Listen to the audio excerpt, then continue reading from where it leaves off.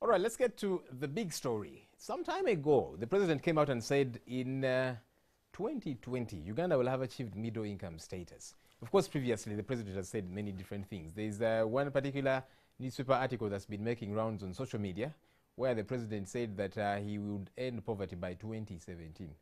And 2017 ended a few days ago. So some people are saying we have become a rich country. Anyway, middle income status. And there's been a lot of debate about this whole middle income status talk. What does it mean? How achievable is it? How plausible is it as a dream for us? Uganda. Have we been doing everything that needs to be done for us to achieve this middle income dream? Because it's one thing to have a dream, a vision, but it's another thing altogether to do what it takes for you to achieve that dream. So let's discuss that now that the budgetary process is underway, and there's also concern about a couple of things, so when you allocate money here, are you really pointing to the middle income status dream, and so on and so forth. Let me get to my guests. Julius Mukunda, he is the coordinator for CSBAG, that is Civil Society Budget Advocacy Group. Good morning. Good morning. You guys have been busy, huh? And Happy New Year, yes. Happy New Year to you too. Yes. Okay, we also have with us Ambassador Henry Maega. He's the Deputy Head of Mission for China. Good morning, Ambassador. Good morning, Joel, and thank you very much for affording me this opportunity. We're glad that you're here. I was teasing you earlier on saying that if all leaders in this country, became good timekeepers like yourself, this gentleman, and you came early too, but this gentleman, he is such a stickler to time. All the times I've hosted him here and elsewhere, you tell him the show starts at 7:30, he'll come at 6:30. I picked it from Dr. Samson Kiseka. Ah, that man was a timekeeper. Yeah, he was. So why don't you teach that to several other leaders around you? You call them for functions, for talk shows like this one. The show starts at 7:30, they want to come at 8, 8:30 and all that.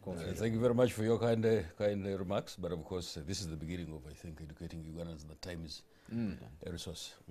Time is a resource.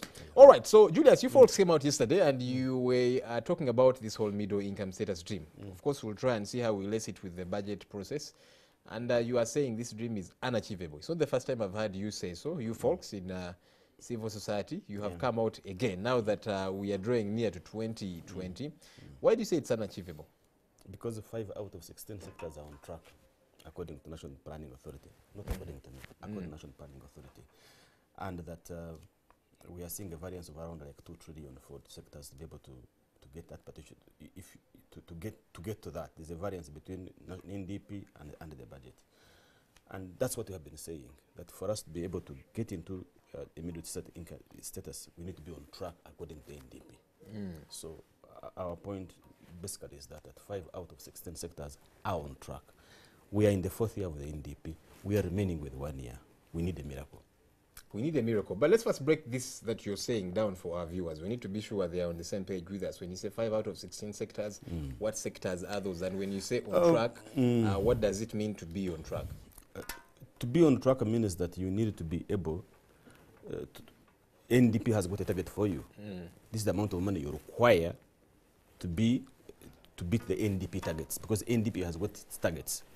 The national plan, the National Development Plan. Okay. The National Development Plan is the document, that the development framework that guides this country to be in the middle income. So by this time, it has got its own targets.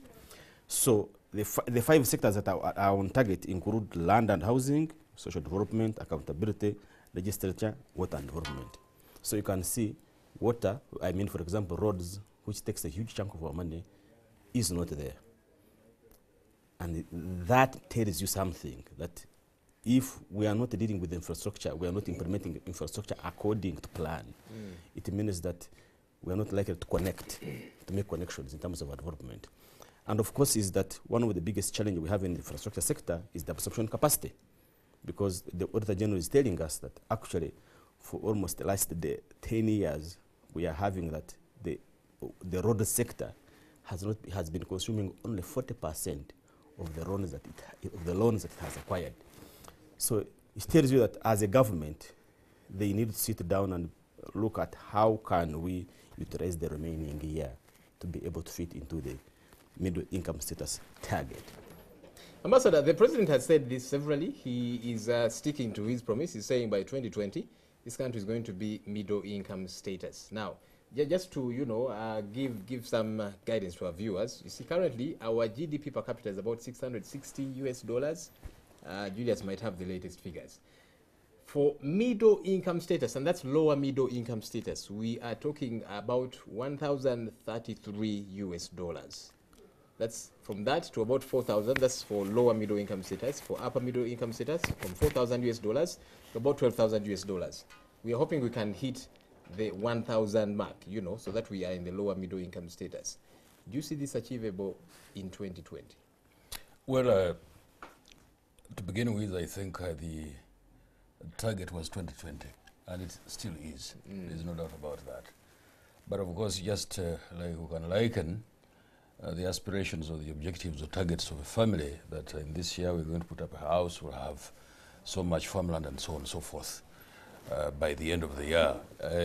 That definitely remains a target, and you work towards it. But of course, in the course of doing things, there are unforeseen factors that may arise. For instance, when we, as a country, decided that 2020 would be the year when we would have the middle income status, and then the other interventions, other things came in on the international scene, the global trends in terms of commodity prices, in terms of the slowdown of the world, global economy, and so on and so forth. And these things have had an impact on our workings and things that we've been doing towards achieving that objective of having a middle income status. So I want to believe that the government has all the political will and is putting right quite a number of things so that we can achieve this objective. It might delay a little bit. Probably we may not achieve it in 2020, but in my view it was a very good aspiration. It was a very good target. It was a very good objective that we worked towards it.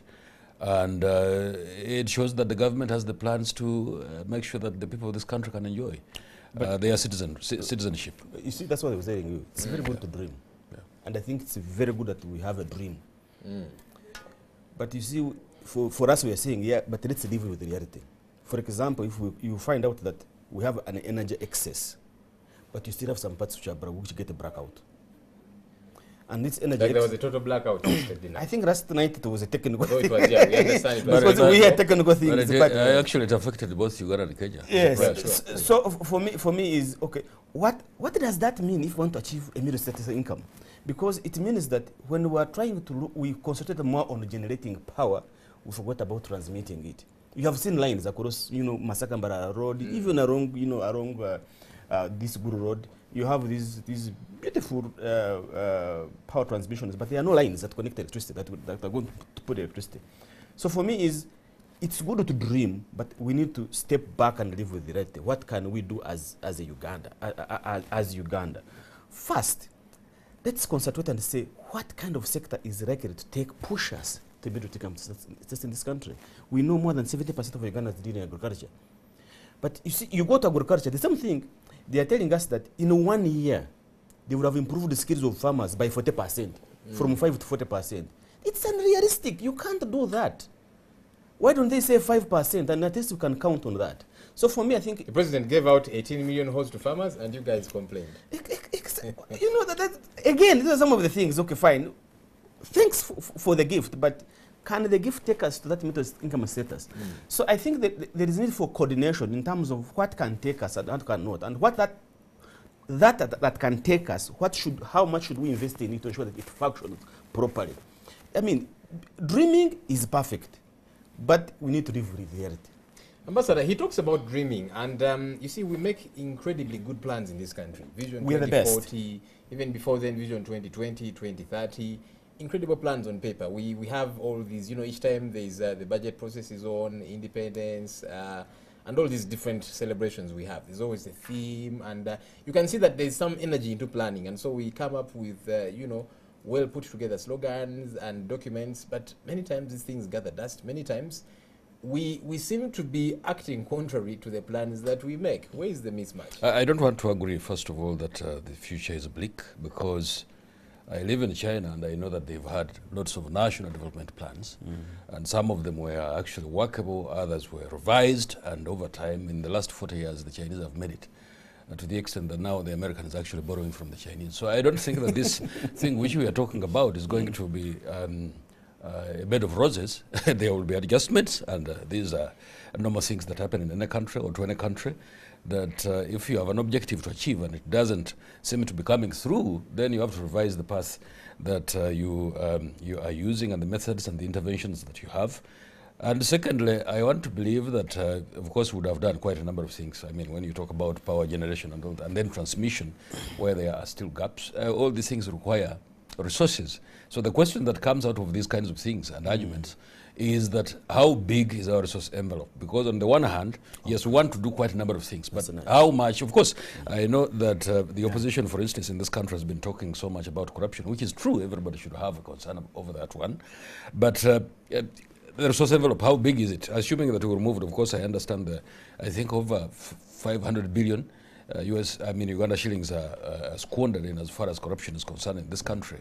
And of course, that is a gap. But the question goes back to how big is our resource envelope so that we can do all things at the same time. I mean, the government, the president has been having an argument, not only within the NRM and the NRM caucus in parliament, but as well, also with the rest of the people in the country, including the opposition, that look, where do we put money so that we can realize the impact of these investments?